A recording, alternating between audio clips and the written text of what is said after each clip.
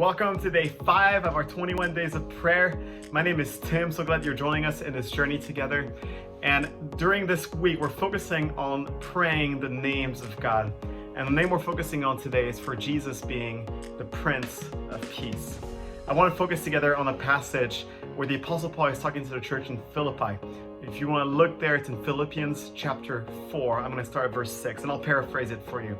And he essentially says to them, he says, "Don't be anxious about anything, but with prayer and thanksgiving, offer your requests up to God. And then the peace of God that transcends all understanding will draw near to you and guard your hearts." I don't know about you, but that sounds real good right now. I never used to consider myself an anxious person, but the last couple years have truly drawn it out of me. And I need some of that peace.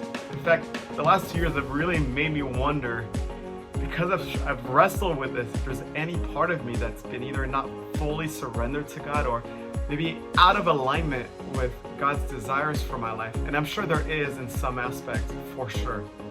But as I was studying this more and reflecting on it, and I was reflecting on the life of Jesus, that even him on his last day here on earth, before he went to the cross and was crucified, he wrestled with God.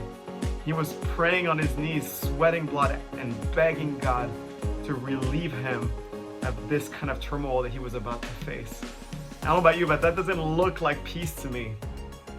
And what astounded me in that moment was God's response. As Jesus asked him to relieve him of this, God said, "I'll send my angel to come near and to strengthen you."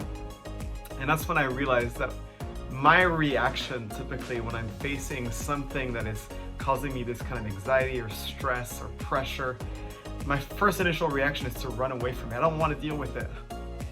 But what I'm realizing is by me running away from the things that are uncomfortable, it's also running away from the opportunities of God to provide miraculously in my life. And I feel like I've actually missed so many encounters and opportunities to experience God deeper and closer in my life because I've chosen to pull myself away from the things that are hard. And so I wonder for you today, maybe there's something in your life where you need to invite God in your life, to notice him, to see him, to ask him to strengthen you instead of relieving you from the things that you're feeling right now. So as you pray today, invite him into these spaces and ask where he might work with you.